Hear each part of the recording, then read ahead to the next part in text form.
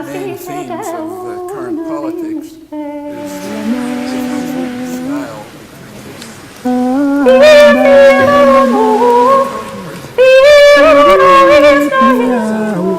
Remember that for women, men are disgraceful. And this hasn't really been mentioned or that we've been together, so I felt that it was something to bring up.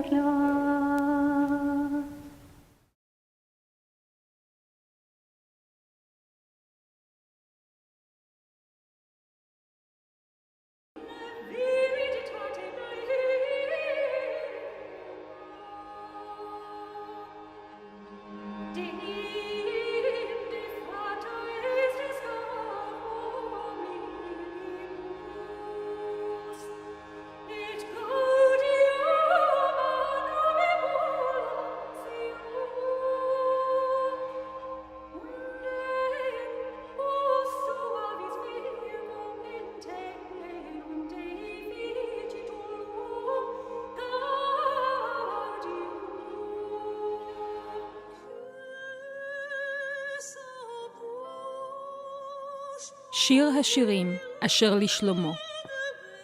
Oh, that you would kiss me with the kisses of your mouth. Draw me after you, let us make haste. The king has brought me into his chambers. I am dark, but I am beautiful. You have ravished my heart, my sister, my bride. You have ravished my heart with a glance of your eyes. How much better is your love than wine, and the fragrance of your oils than any spice. Your lips distill nectar, my bride. Honey and milk are under your tongue. The scent of your garments is like the scent of Lebanon. A garden locked is my sister, my bride. A garden locked, a fountain sealed, a garden fountain, a well of living water and flowing streams from Lebanon. I am my beloved, and my beloved is mine. He pastures his flock among the lilies. As an apple tree among the trees of the wood, so is my beloved, and his fruit was sweet to taste. Refresh me with apples, for I am sick with love. Under the apple tree I awakened you. There your mother was in travail with you. There she who bore you was in travail. Set me as a seal upon your heart, for love is as strong as death. Its flashes are flashes of fire, a flame of Yahweh himself.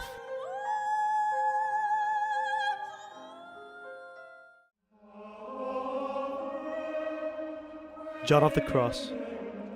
Entrado se ha la esposa en el ameno huerto deseado, y a su sabor reposa el cuello reclinado sobre los dulces brazos del amado. Clare of Assisi. Draw me after you, heavenly spouse. We shall run in the fragrance of your perfumes. I shall run and not grow weary until you bring me into the wine cellar, until your left hand is under my head and your right arm blissfully embraces me, and you kiss me with the most blissful kisses of your mouth. John of the Cross. In the inner wine cellar I drank of my beloved. The bride has entered the sweet garden of her desire, and she rests in the light, laying her neck on the gentle arms of her beloved. Hildegard of Bingen. O viridissima Virga. O most greening branch, hail, hail, because the heat of the sun exudes from you like the perfumes of balm. The beautiful flower came forth from you, which gave all aridness their aromas. Then the skies rained down dew on the fields, and all the earth rejoiced, because the warmth of the sun exudes from you like the perfumes of balm. The beautiful flower blossomed from you. Then, O sweet virgin, you know only pure joy. The birds in the windy air build their nests in your hair. Eve turned her back on all of this, but now let there be praise to the highest. John of the Cross. Beneath the apple tree, there I took you for my own. There I offered you my hand and restored you. Teresa of Avila. It pleased the Lord that I should see an angel, very beautiful, his face so aflame. In his hands, I saw a long golden spear, and at the end of the iron tip, I seemed to see a point of fire. With this, he seemed to pierce my heart several times, so that it penetrated to my womb. When he drew the spear out, I thought he was drawing my womb out with it, and he left me completely afire, with great love. The pain was so sharp that it made me utter several moans, and so excessive was the sweetness caused me by this intense pain that one can never wish to lose it, nor will one's soul be content with anything less.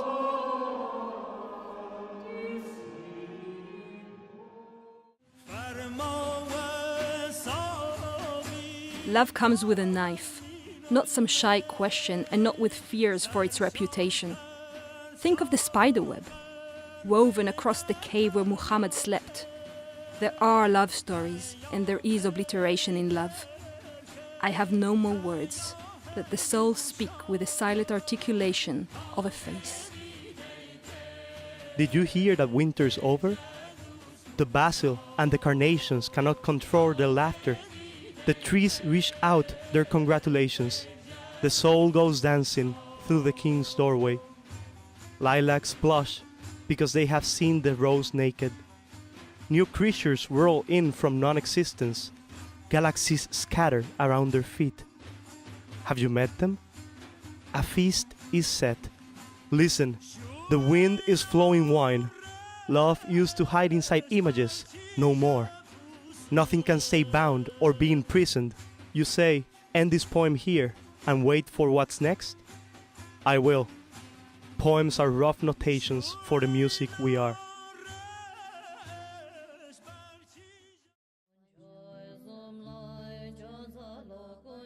Radha to Krishna. Krishna, come quickly to meet me. Death is better for me than living in my vacant body. Why do I endure love's devouring flame? Krishna to Radha. Leave lotus footprints on my bed of tender shoots, Radha. Let my place be plundered by your tender feet. I stroke your foot with my lotus hand.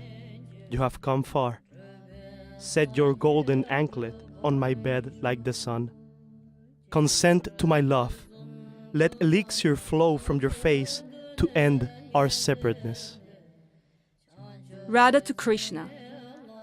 My lord, your hand is cooler than sandbalm on my breast. Paint a leaf design with deer musk here on love's vessel. Lover, draw paint glossier than a swarm of black bees on my eyes. Kiss away the lamp-black bow that shoots arrows of love. My ears reflect the restless gleam of doe eyes, graceful lord. Hang earrings to form snares for love. Make a mark with liquid deer musk on my moonlit brow.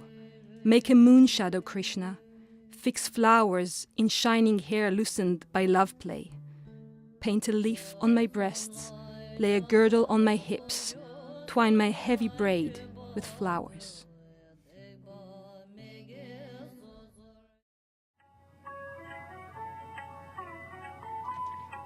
Samsara and nirvana are the tambour and the drum.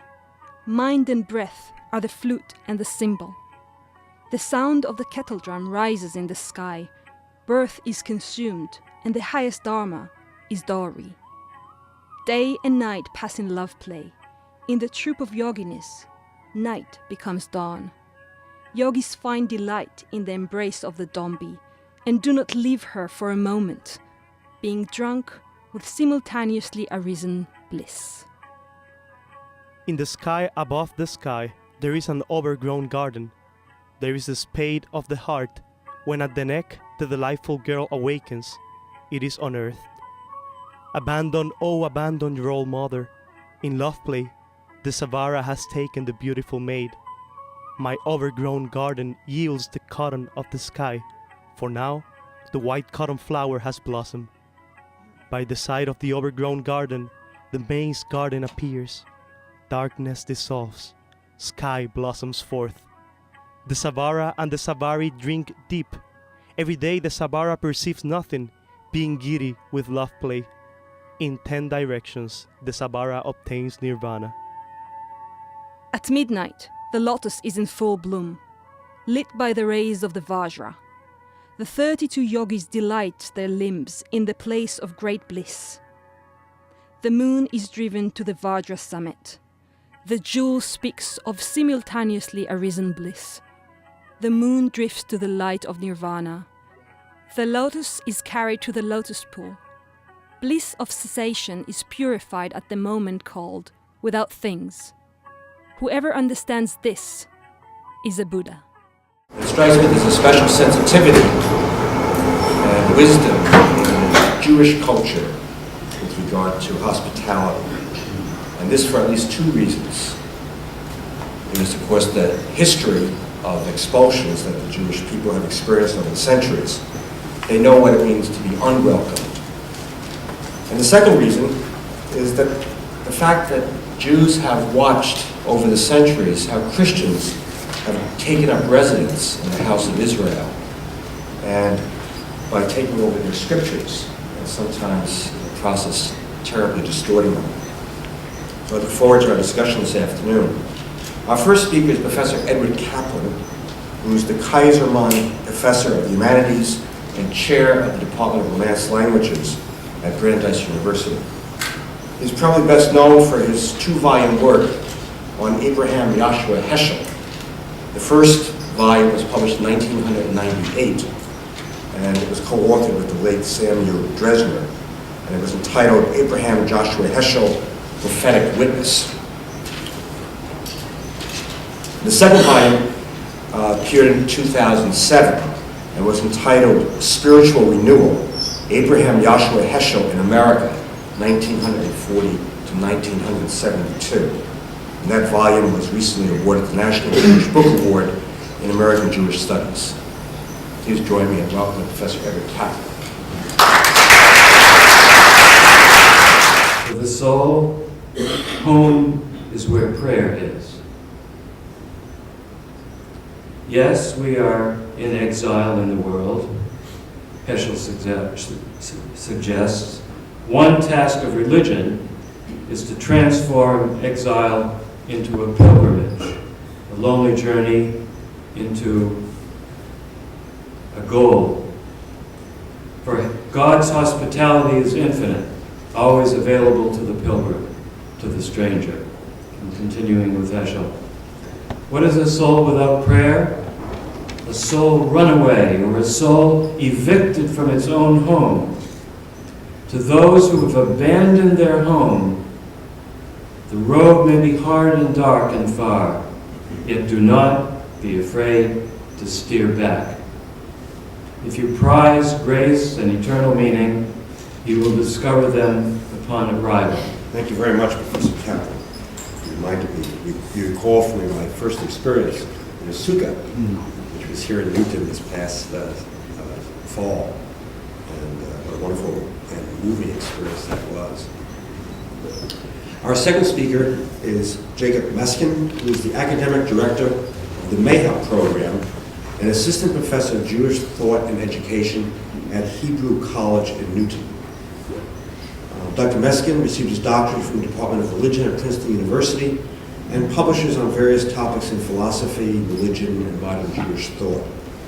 His articles have appeared in such publications as Modern Judaism, the Journal of Religion, Cross Currents, Judaism Soundings, and Levinas Studies, as well as in several edited volumes.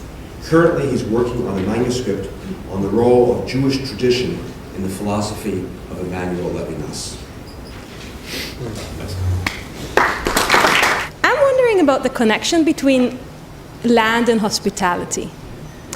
Because we're talking a lot about the history of Jews, and we seem to have a taunting relationship with land. It's promised, and then it's given, and then it's not given, then you come from Egypt, and you walk for 40 years, and then you cannot come in, and then there's a whole taunting experience there of 2,000 years of diaspora, if I want to bring us to these days, and here comes Israel, which of course makes this a political question too. So, if it is feeling as a stranger that makes us hospitable, what does land do to us? Or does it do anything to us? That's my question.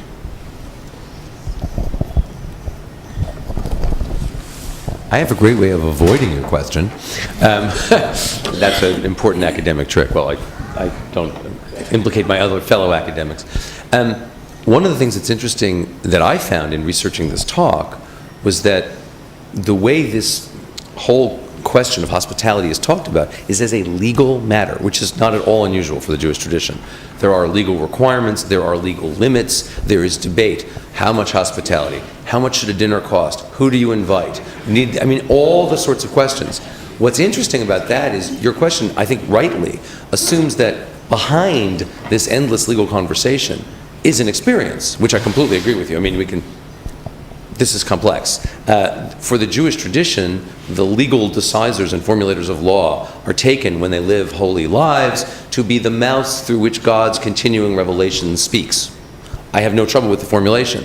That doesn't mean that these mouths don't have psyches attached to them and the psyches aren't shaped by their world.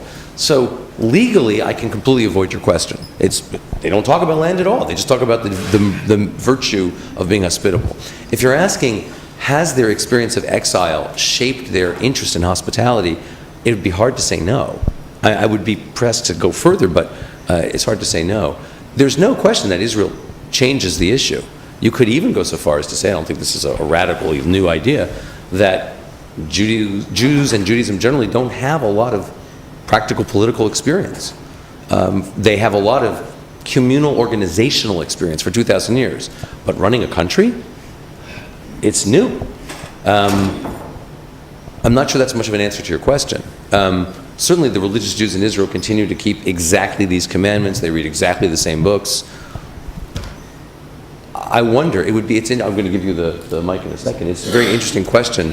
Will these commandments change officially as Israeli decisors, Israeli legal authorities write about them? My guess is probably not, because it's insulated, but the feeling of hospitality may. That's why I ended in the way I ended, because it's great to have a country. Having a country, as Derrida points out, brings with it all sorts of complications. I still rather have a country. But you got to be careful, because having a country is a great opportunity to do all sorts of wrong things you could have never imagined being able to do before. So it sticks you in a very complex place. It may be that religion at that point isn't the only language you want to talk. You may need to talk politics. What's interesting to me is that the commentator I quoted on the Zohar is himself a Sephardi Jew, means he's in that tradition. And Maimonides, one of the most famous of all the Sephardi Jews, also just states, I looked it up just to make sure I actually was reading the translation right. He actually says that the most important virtue of any kind of hospitality whatsoever is the accompaniment of a guest from the home. And he says if you don't do it, you shouldn't even bother to be hospitable. Now, that doesn't prove anything about the variety of Sephardi traditions of hospitality, and that's why I will now let Ed answer. Were you asking about Jews or non-Jews? All Jews, actually. I see. Well, I really don't know. All I could say is that recently I was in Paris and had a meal with African friends of mine, and he accompanied me to the metro, even though I wanted to walk around the neighborhood.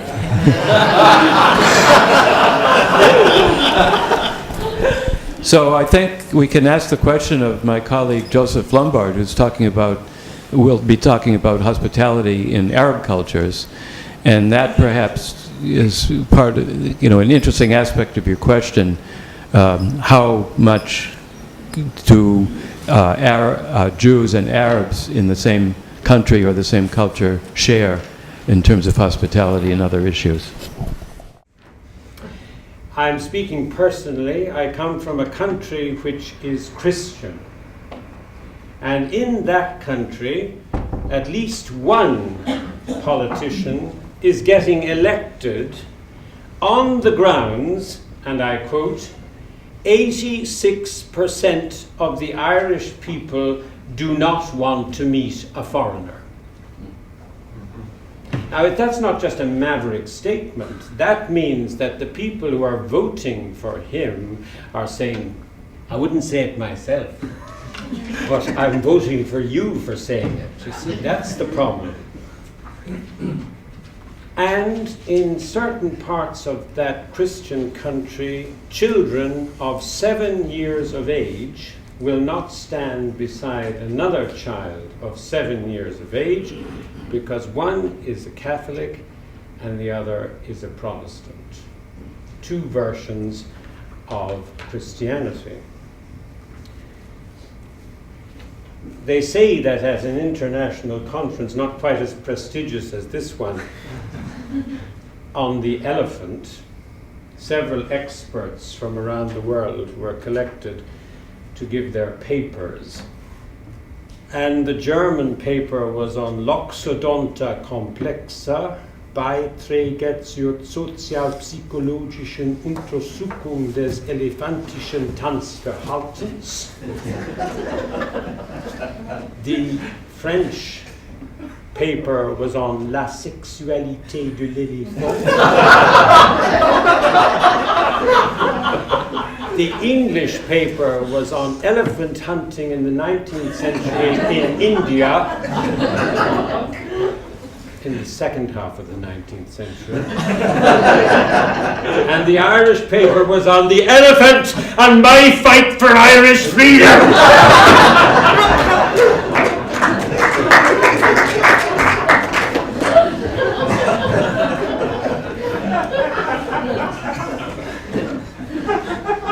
In the year 2002, the leader of the Ulster Unionist Party and First Minister in Northern Ireland, some of you may be familiar that this conflict that's going on between Northern Ireland and Southern Ireland, he was the leader of the Ulster Unionist Protestant Party, and to advance the so-called peace process, he gave a talk to improve cross-border relationships with Southern Ireland, in which he said that, I quote, "The Republic of Ireland is mono-ethnic, monocultural, pathetic and sectarian." This was to improve connections between the two parts of the country. The Taoiseach of the southern part of our country, Mr. Bertie Ahern, replied that no one would identify that description with our state in the Republic of Ireland, and he went on to smirk. "We don't have any Drumcree or Garvaghey road down south," which was another way of saying one in the orange windpipe for Mr. Trimble. That was his form of insult. Now the question I'm asking here today is, these two politicians imagined they were trading insults, but what if what they were saying was an axiom? That every single child that's born on this planet is born mono-ethnic, monocultural, pathetic, and sectarian. By birth, by nature, by biology. That's the way we are, or maybe we wouldn't have survived. How far can that go? When we are hospitable towards the religious other, what does that mean when somebody from another religion comes into my house? Does that person have to adapt to my way of being religious, to my laws and rules? To which extent can I allow the other to be genuinely other in my house? To put it maybe more concretely, to which extent can I, can we as Christians, for example, allow Muslims to pray in their own way in our churches? To which extent do I try to welcome the other by adapting myself to their rules, or does the host or does the guest have to adapt to the rules of the host in terms of interreligious hospitality? So what is the give and take, or to which extent can I really embrace and be hospitable to the religious other in their alterity, in their difference? And that is what I would like to explore. I certainly don't have an answer to that. It's becoming a more and more contemporary question also in Europe, where many Christian churches are now becoming mosques where people are praying in a completely different way, and to which extent is that really also a call to hospitality on the Christian from the Christian side? So those are some of the questions which I would like to explore. I think what we have heard so far about hospitality is indeed very true, that religions maybe civilize people into an attitude of openness and hospitality which is not naturally given. On the other hand, I think we can't also ignore the fact that religions create their own boundaries and their own blockages to genuine hospitality. So that is what I think we have to face in terms of interreligious hospitality, that the religious self-understanding, the religious way of being and rituals are themselves an inhibition to genuine and full hospitality, and to which extent are religions capable of rethinking that or considering that and stretching those boundaries of hospitality. So I want to look at the specificity of interreligious hospitality and maybe also stretch those limits that can constitute interreligious hospitality. And I will just look at it from the Christian perspective, as I was asked this morning. I think looking at it from a Christian perspective, there are largely three types of hospitality we can consider. The first type of hospitality is a kind of hospitality irrespective of the particularity of the religious other. So that is, I think, what we are indeed called to as Christians, to be hospitable and welcoming irrespective of who the other is or who the guest is in our house. But there is something also problematic of that aspect of irrespective of the other, because sometimes that also includes a kind of indifference to the other as other.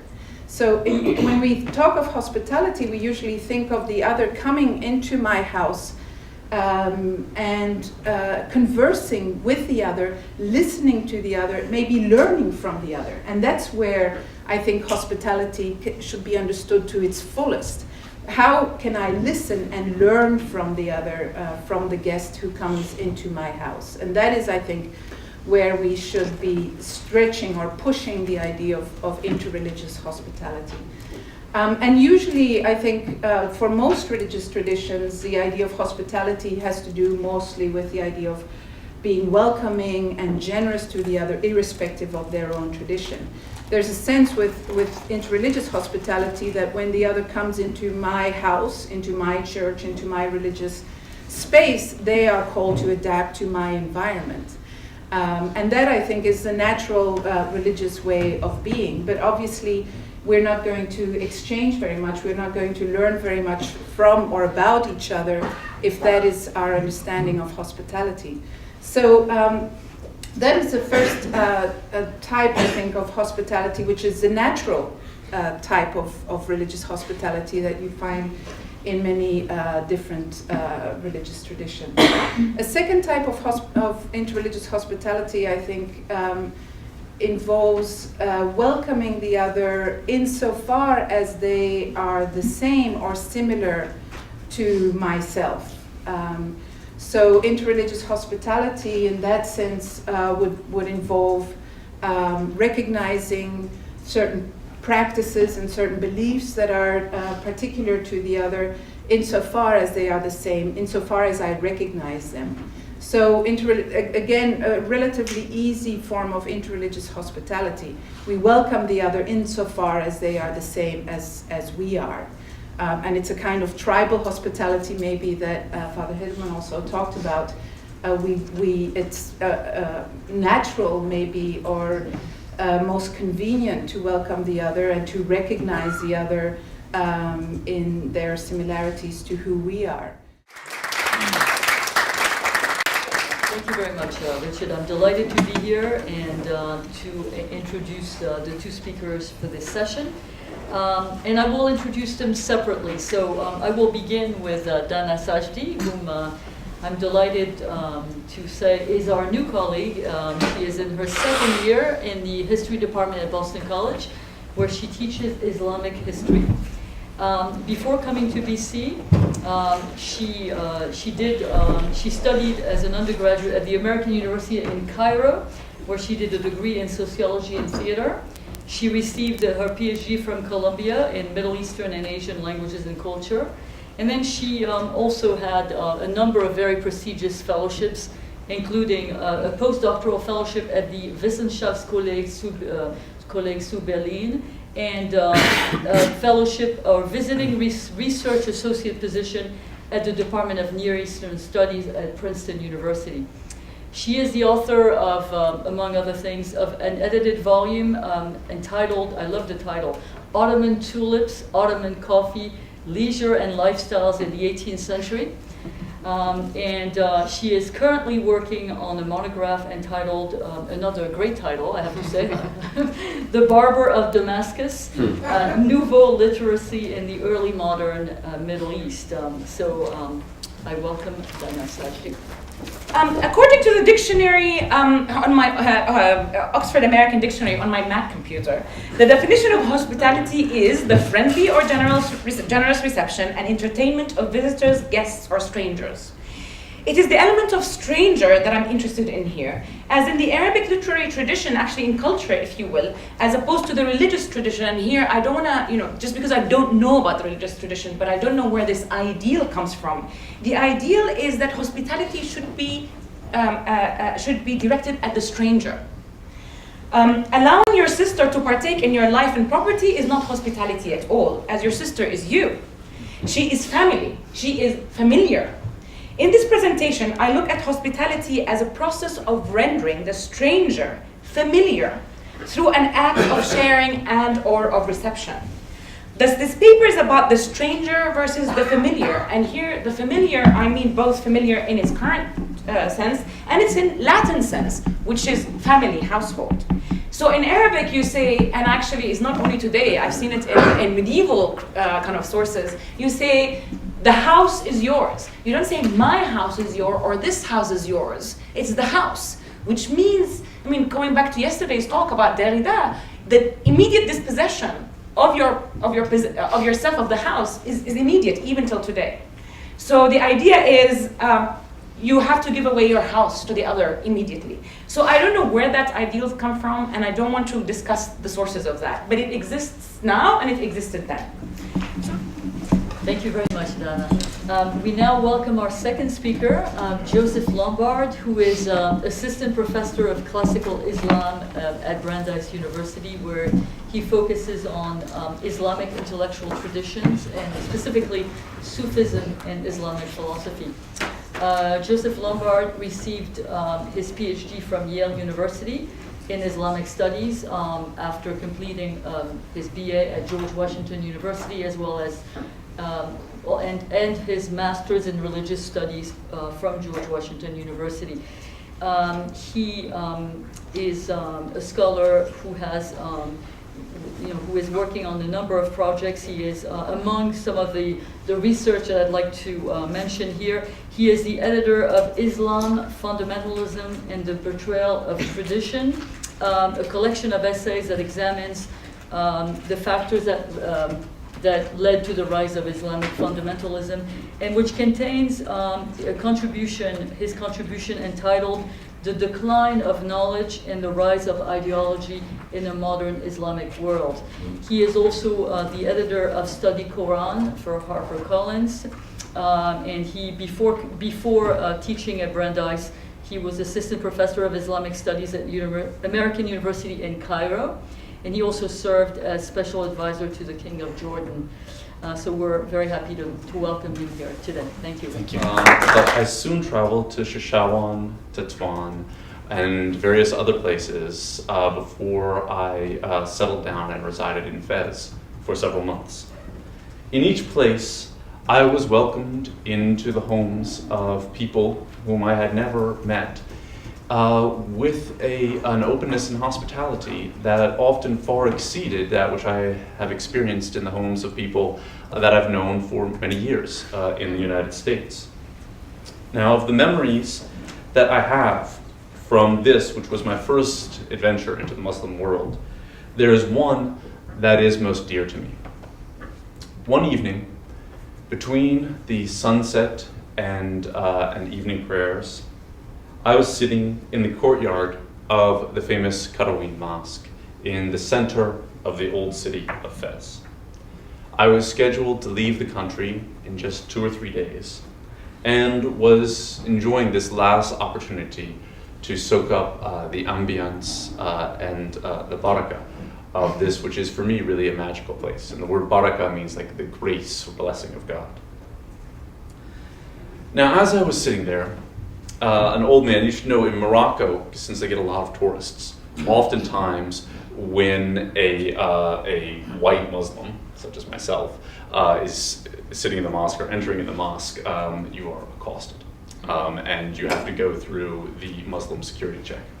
I'm sitting there in the mosque, and this very old man in worn, dirty clothes, he comes up to me and looks me up and down. And he's carrying a bucket of water to give to people. And he looks at me very sternly. He says, "Muslim?" And I answered in the affirmative. And then he says, "Abuka Muslim? Is your father a Muslim?" I said, "No." He says, "Ummuka Muslim? Is your mother Muslim?" And I said, "No." At this moment, his face transformed from that of the stern inquisitioner who had first approached me to a childlike joy. And he began to weep. And he got down on his knees and he hugged me. Then he stood back up, and with what looked like great difficulty, and to my horror, he grabbed the bucket of water that he had, and he scooped that cup in there, and he handed it to me, and he said, "Bismillah," in the name of God. Now, this water was not clean. But I sat there, and I looked, and I said, "Okay, well, Bismillah, in the name of God, I've got to accept this." I really did feel like I had a choice. And indeed, unfortunately, the generosity and the hospitality of this old man came back with me to the United States in the form of an intestinal souvenir. Now, I got Giardia. I was quite ill for about a month. Nonetheless, this is really, it's still, and I think if I hadn't gotten Giardia, the memory wouldn't be so wonderful for me, but the joy of that man, the joy that he felt in offering hospitality to a stranger, was something that that really stuck with me. And I'd seen many examples of it, but this was kind of the best example of it that I'd seen when I was there. And this is a person probably with no possessions, judging from his condition, probably a jalabiya or two to his name. And he felt like he had to give me something. And so it was that cup of water. But I also learned something through this. There's a flip side to this, and something that I had learned during my time in Morocco, which I think is also something that is often forgotten, which is that hospitality is a two-way street. Not only is there hospitality that one must have toward the family, the friend, and the stranger. Not only is this considered to be a moral imperative in much of the Islamic world, so too accepting hospitality from others, however mean their circumstances, is considered to be a moral imperative. It is a way in which we manifest mercy towards one another, and in which we help to bring the mercy of God more fully into the world. Because from a theological perspective, any act of mercy in which we partake is actually a reflection of God's mercy, or even a manifestation of that mercy. Well, I think Father Clooney doesn't need an introduction at Boston College, but it's good for us to recall some of his achievements in a more formal setting. So, Father Clooney, as many of you may know, is a Roman Catholic priest and a member of the Society of Jesus. Joined the Divinity School in 2005 at Harvard. But he has taught at Boston College for over 21 years, really, before he left to go to Harvard. His primary areas of scholarship are theological commentarial writings in the Sanskrit and Tamil traditions of Hindu India, and the developing field of comparative theology, a discipline distinguished by the attentiveness to the dynamics of theological learning, deepened and complexified the study of traditions other than one's own. He has also written on the Jesuit missionary tradition, particularly in India, and the dynamics of dialogue in the contemporary world. He is on numerous editorial boards, was the first president of the International Society of Hindu Christian Studies, and from 1998 to 2004 was coordinator for interreligious dialogue for the Jesuits of the United States. Professor Clooney is the author of numerous articles and books, including Hindu God, Christian God, came out from Oxford University Press in 2001, Divine Mother, Blessed Mother, Hindu Goddesses and the Virgin Mary, that's also OUP, 2005, and Jesuit Postmodern Scholarship, Vocation and Identity in the 21st Century, came out in 2006. He just completed 2 other books, Beyond Compare, St. Francis and Sri Vedanta Deshika, and Loving Surrender to God, and The Truth, the Way, the Life, Christian Commentary, and the 3 Holy Mantras of the Sri Vaishnava Hindus, came out in 2008. His current projects include an introductory volume on comparative theology and a study of yoga and Hindu spirituality and Jesuit spirituality. Thank you. So in this Taittiriya Upanishad, in its first part, the mention of the guest comes up twice. There is a great affirmation in the 9th section of the first short book about the things that are to be practiced by proper people, educated people. Whatever else they are doing, these are things they must do. And so there's a list of such things: righteousness, learning, truth-telling, control of the senses, control of the inner self, social good context, raising a family, learning and teaching one's children and grandchildren. And then right in the middle of that list, there is reverence for the guest. And it's unexplained in the Upanishad itself, but it seems to be taken for granted that the understanding of a proper life, which has to do with living the moral code and having self-control and having a family, because in this text at least, the goal and ideal is not renunciation of the world, but rather having a proper family and having kind of an abundant family. In the middle of that is reverence for the guest and caring for the guest. The word that is used in the Sanskrit is atithi, which literally would mean one who comes without date or without prior announcement. Someone who just shows up at your door. And there's nothing else said about only a certain kind of guest or only a certain kind of person is to be welcomed, but that just as one studies the text, one raises a family, one does one's rituals, one cares for the next generation, one cares for the guest. And this is simply said, but it seems to be important perhaps because it's taken for granted. And then later on, at the end of that first part of the Upanishad, a follow-up claim is made about the guest. Namely, that there are certain duties that no one should be able to neglect if they are to be a proper person. There should be no fault or deficiency in duties toward the gods, toward the ancestors. Let therefore your mother be a goddess unto you. Let your father be a god unto you.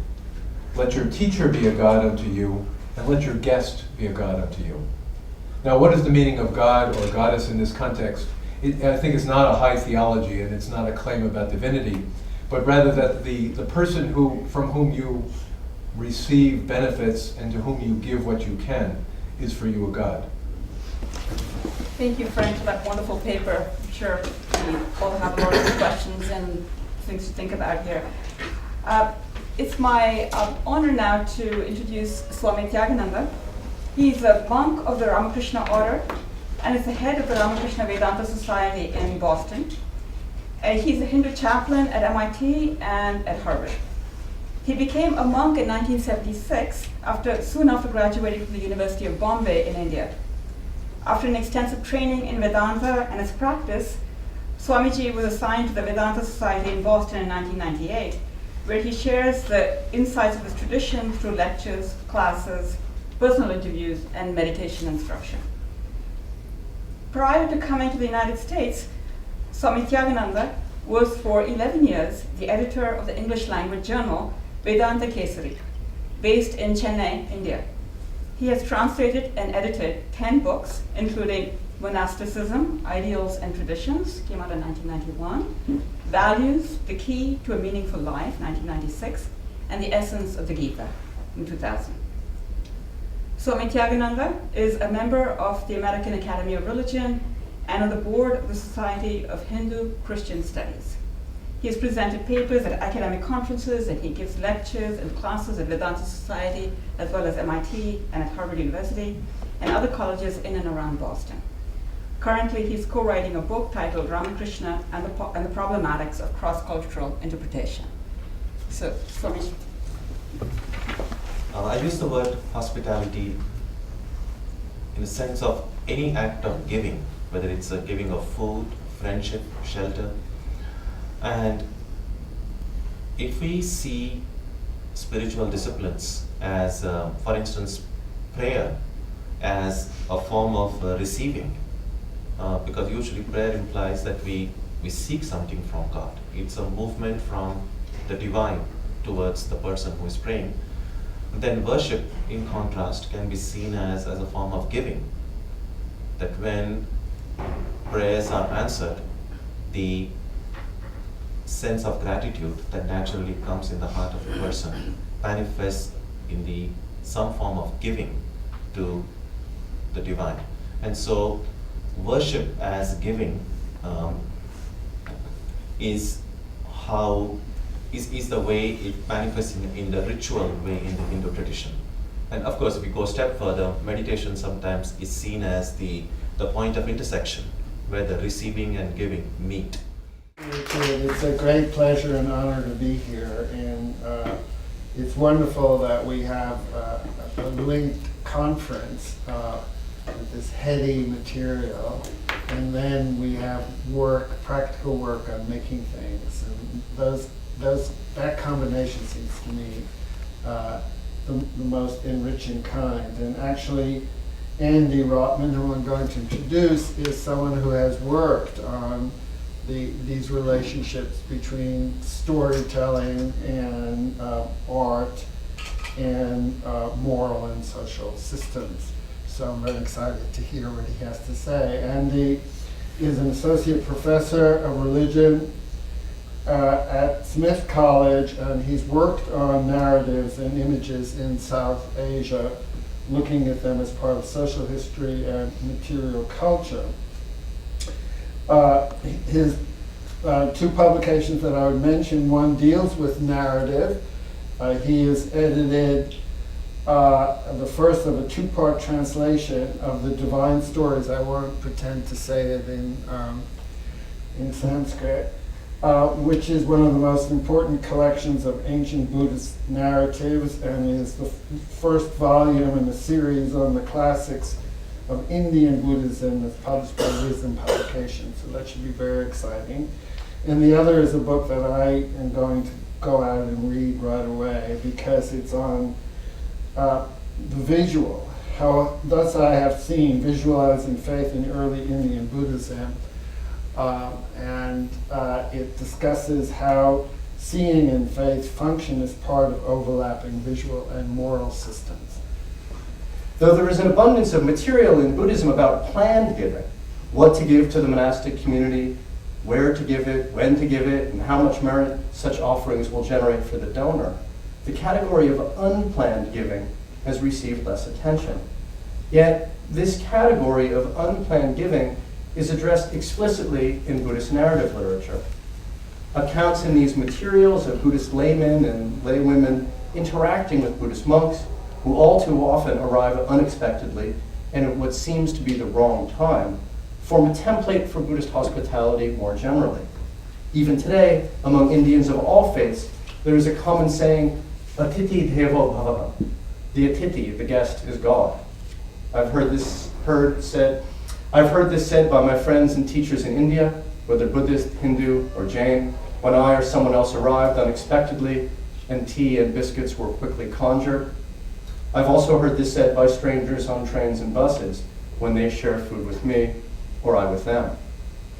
The way one treats a guest, I've been told, says a lot about one's relationship with the divine.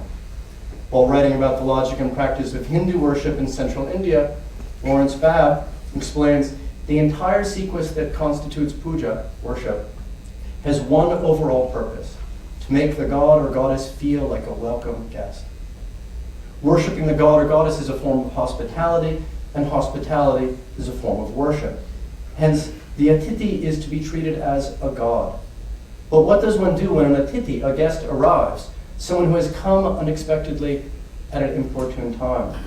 What actions in such a situation are virtuous? What, in the end, are the component parts of hospitality? Thank you very much. When Richard wrote me and asked me to chair this panel, he told me who was talking, I saw the name John McCraskey and I thought, well, that's familiar, but why do I know it? And I looked around the room and there on my bedside was a book. It was a book I'd been reading without really bothering to look at the author. Called, let me get this right.